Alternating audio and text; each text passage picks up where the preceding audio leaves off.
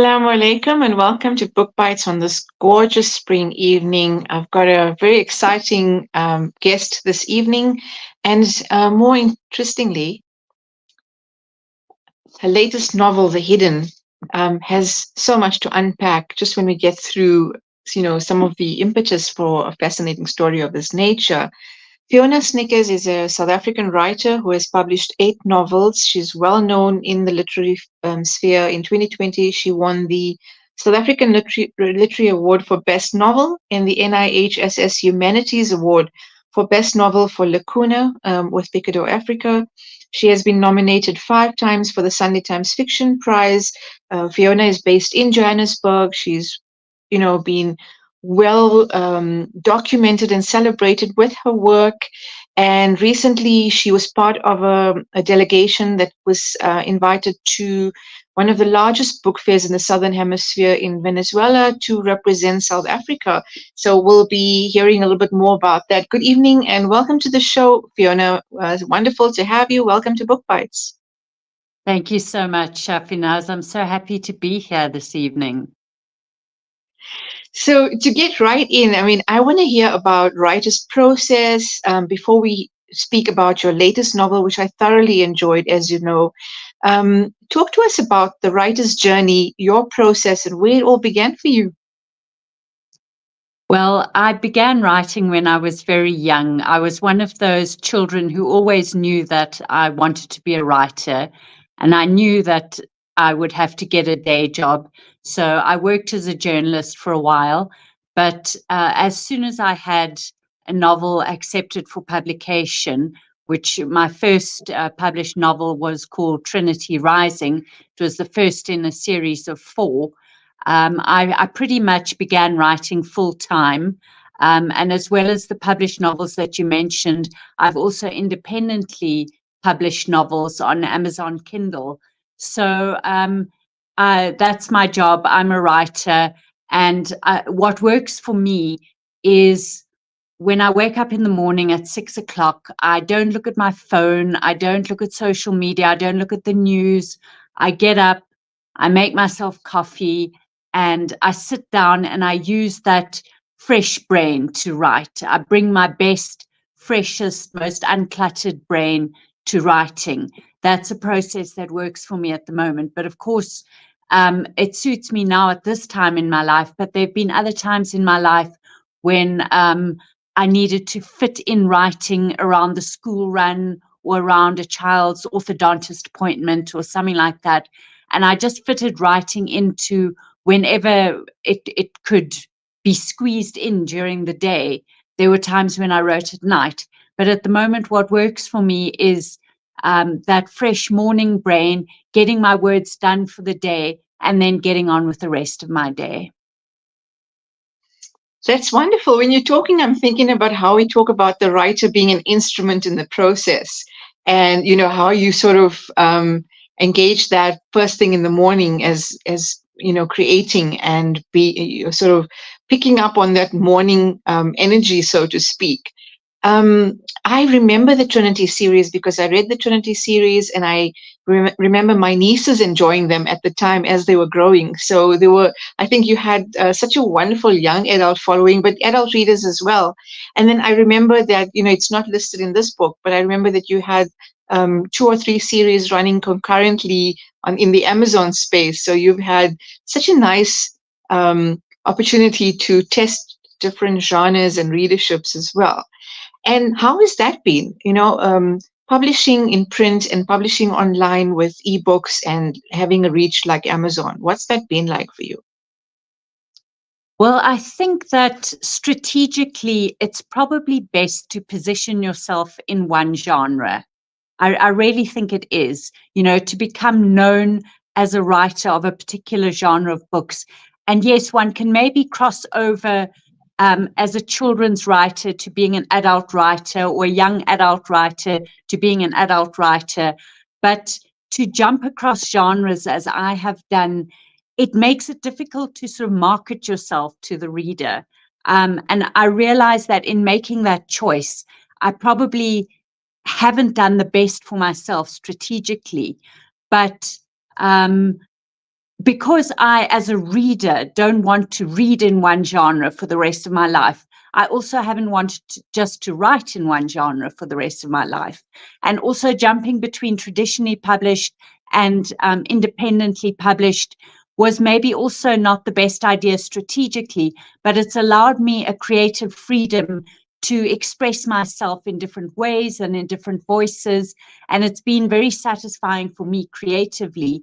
But in terms of building a successful career and being known for one thing, it probably isn't, it's not something that I would necessarily advise a starting out author to do, even though it's a thing that has worked for me. I think organically, you're right. It has allowed you a stretch of developing as a writer, finding your voice in different ways. But it's very generous of you to suggest that, somebody should have a bit more perhaps focus. I love the organic route because I went that way myself. And I've enjoyed reading you from different perspectives as well. So I have to say that. I have to add that, despite the reflection on your part, that, there's some kind of strategy in building the writing career. I know that you wrote Spire, you wrote The School Gates, there was Lacuna that was very incredibly received in the award spaces.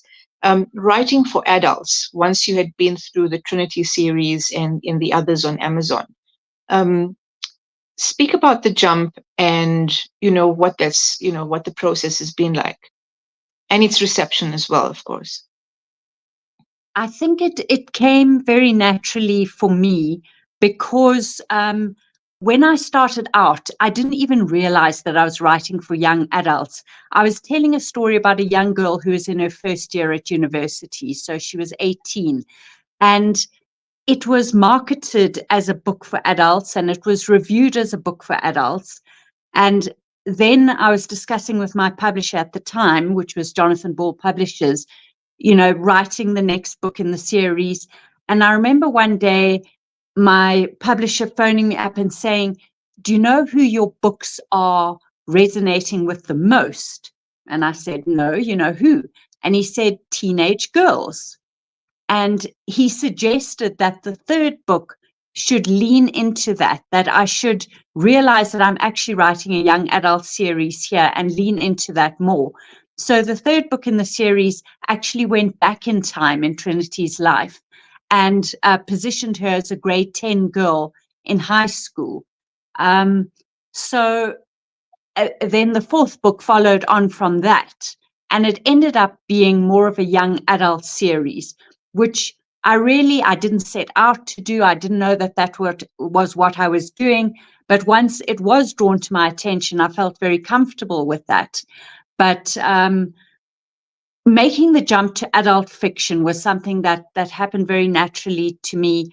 As a reader myself, I don't consume much young adult fiction, although there is plenty that I admire and have enjoyed.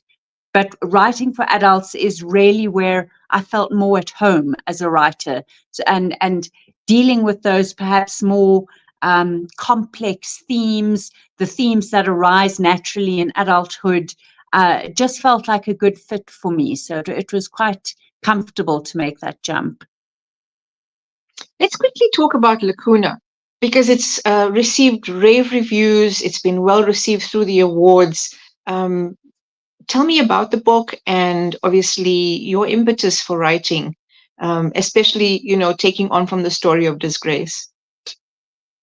Yes, so I read Disgrace the year that it came out, which I think was 1991, and it stayed in my head for years afterwards. The story bothered me, particularly the plot of Lucy Lurie and the choices that she makes and the way her character is developed really lived in my head.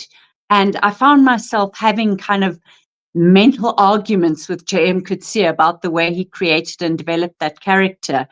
And eventually, I think in about 2014, I had the idea of how to get this argument out of my brain and onto the page. And I thought of writing not exactly a sequel, but a kind of response to Disgrace from the perspective of the character of Lucy Lurie. And I thought about how to do that. Would I take his literal character, or would I reimagine her for the modern day? So I decided to reimagine her, and the Lucy Lurie in my book Lacuna is not the same character as the Lucy Lurie in Disgrace. She really isn't. I've made several significant changes to the character, but the events that happened to her, the assault that she endures on a farm, and the choices that she makes after that, I pick up on that theme and take it further, but in the context of 2021, which is when that book was finally published. So it was very much a recreation, a reimagination of the character, and I let my character really take issue with the choices that Coetzee had made and kind of argue with him through the narrative. So it's a reimagined response to Disgrace from the point of view of the Lucy Lurie character. And I appreciate the level of agency that you've given to the character, allowing more of an engagement in. It's not that Coetzee has written this character and that's it, and that life that's been given to the character is exactly what resonates for so many of us who have read and have taken some certain issue with the disempowerment of a character within Coetzee's space. So let's talk about The Hidden. Okay, this is hot off the press. Everyone's reading it right now. How has the response been now since the launch this past few weeks? And where did The Hidden begin? It was very much a COVID novel. I was stuck at home like everybody else, and carrying on my normal activities of writing. So I think to be a writer during that time, maybe we adjusted more easily than other people because we were just at home doing the thing that we normally do, which is writing. But of course, it was a very anxious time, and it was a very politically polarized time. It was a very conflicted time. If you dipped your toes into the social media space, you were just instantly drawn into conflicting narratives about all sorts of things. And I used writing as a kind of emotional retreat for myself. And I created this world, a sort of imaginary America. It's very much grounded in the real America, but slightly reimagined. It's a sort of post-Trump America where a woman is president for the first time, and for the first time, right-wing, white supremacist, domestic terrorism is being taken seriously. There is a specific unit has been set up in the FBI to tackle this threat. And for the first time, it really is being recognized as an existential threat in the United States.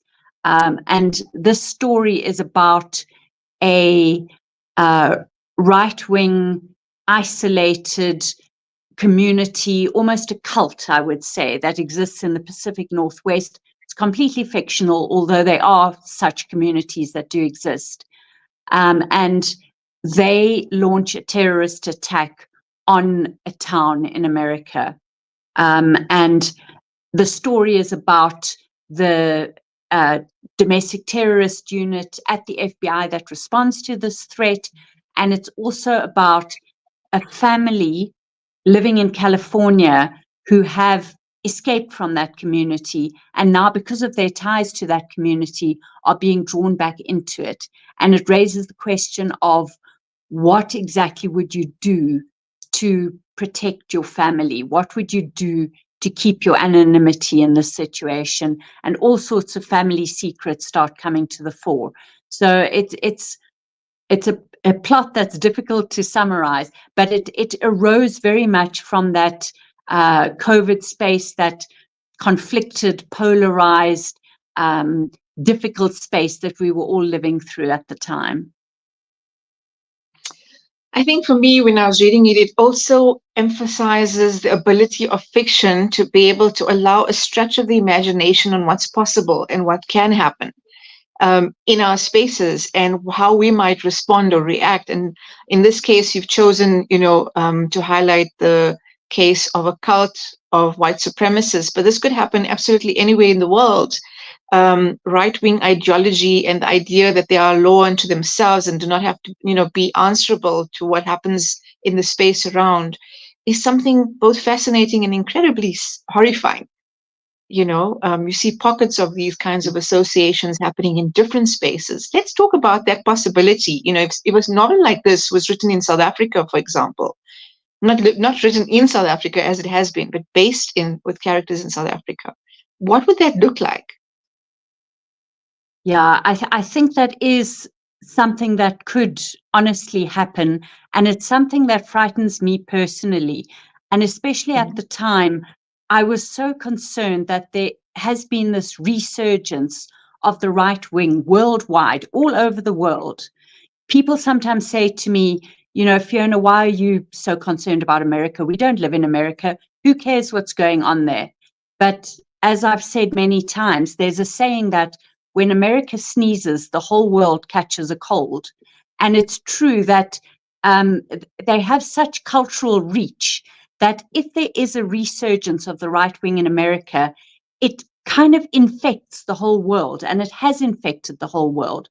The South African right wing was emboldened by the American right wing, the Polish right wing, the Hungarian right wing, the Brazilian right wing. These right-wing movements have been popping up everywhere. Just recently, we've seen right-wing race riots in the United Kingdom.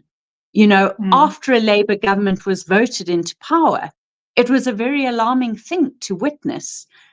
So the ultra-right is a very light sleeper and is ready to pop its head up again at any moment. And it really seemed to me that this was not being taken seriously enough as an existential threat for the whole world. As you say, in South Africa, it's a very real threat, but everywhere. And it was a kind of therapy for me to put on the page the possibility that this would be taken seriously in the future, that it would be dealt with in a firm manner, as I believe it needs to be dealt with, and recognized as the threat that it is. So it was kind of soothing for me to imagine that on the page. So if this book is being read locally and in various spaces, have you had any responses in the offensive, so to speak? Where it's fiction, so it's easily palatable, but have you had anyone write back and say, "Why have you written this sort of thing? Why are you demonizing this kind of sort of subculture, if you want to call it?" It's possible that I have, but I think the space that I would see it in is probably Goodreads. And one thing that I've learned as an author is to stay off Goodreads, because it's a space that's really meant for readers. It's not a place for writers to hang out. Readers should feel free to go on there and leave an honest response to a book and not worry that the author is busy peeking over their shoulders all the while. So it's possible that that kind of response is there, but I haven't seen it. But strangely enough, my novel Spire that you mentioned earlier, that came out in, I think, 2017, it was a story of a woman who's the last survivor of a disaster that's happened at a base in Antarctica. And she has to very much rely on her own wits to get herself out of this very difficult situation that she's in. And that attracted a few responses similar to what you're saying. People were saying, "Oh, this is feminist. Oh, you so woke. Oh, you are, trying to push an agenda, whatever." And I really didn't think that that book was pushing any particular agenda. I thought it was just a good story. But that attracted that kind of response. And you know what it's like as a writer. You can have 5 good reviews, but if you read one negative thing, it's that negative thing that's going to live in your brain forever. So I've learned to kind of withdraw from the social media spaces, the Goodreads spaces, the places online where you get that kind of negative response. So they might be out there, they probably are out there, but I'm kind of protecting my peace by not going looking for them. But I also think, that these extreme responses is what you're looking for when you know that people are actually reading the book and not just commenting on the premise of what it might mean. You spoke about Spire. I know there's a book called Now Following You, and that's probably the only one I haven't read. But I know, there's the sense that these are stories that would work so well on the screen.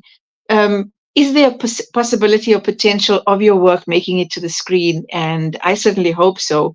Have you considered working with these sorts of things?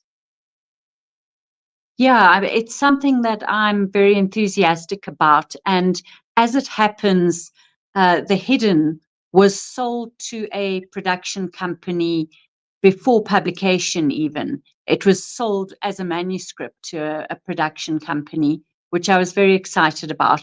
And they also bought the option to Lacuna at the same time. So the current plan is for Lacuna to be developed as a kind of more kind of art house movie, and for The Hidden to be developed as a TV series and sold to a streamer. And I know the company is actively pitching the idea to different streamers at the moment. So, when an option is sold, it's very exciting, but probably 98% of optioned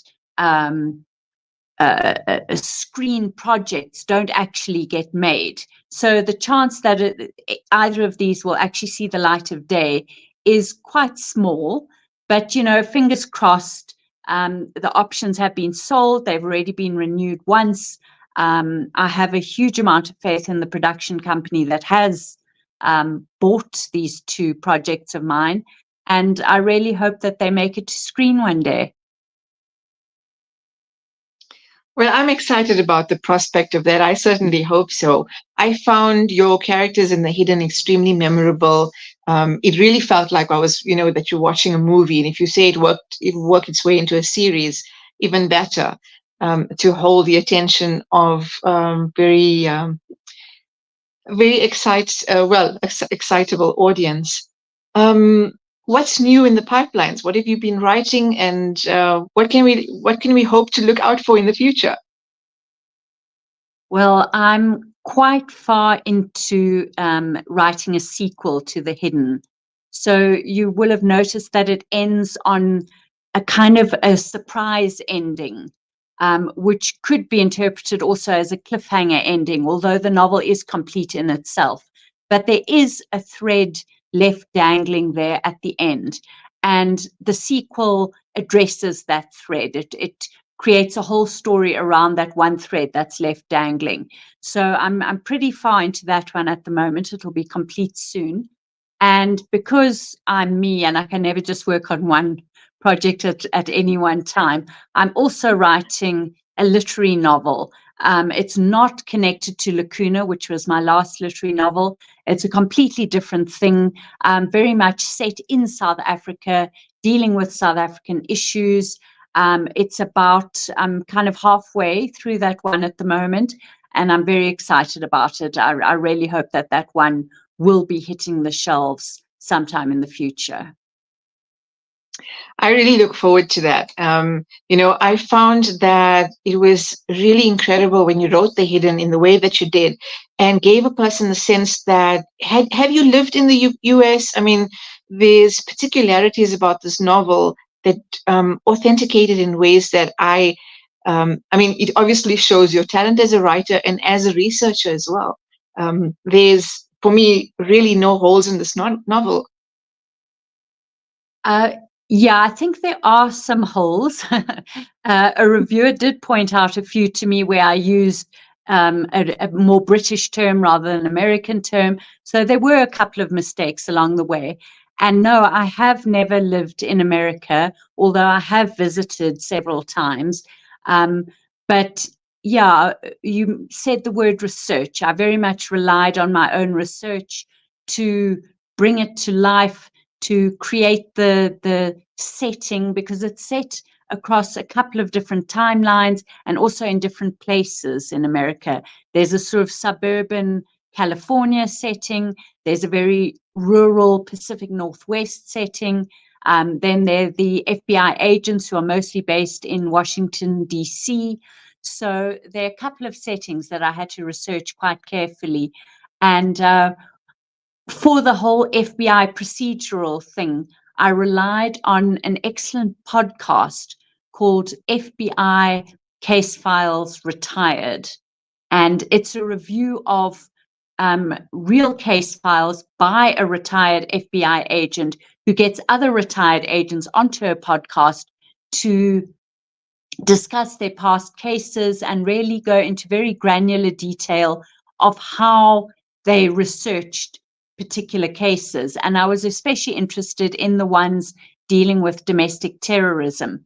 And one thing that she said that has stuck to me to this day was that if you have to make a choice between writing a good story or getting every single detail of FBI procedure correct, rather choose to write a good story. So if it comes down to that kind of choice, and that was very freeing for me because I could say, okay, you know, in real life, this investigation might take 18 months, but I need to compress it into 3 months, say, for the sake of the story.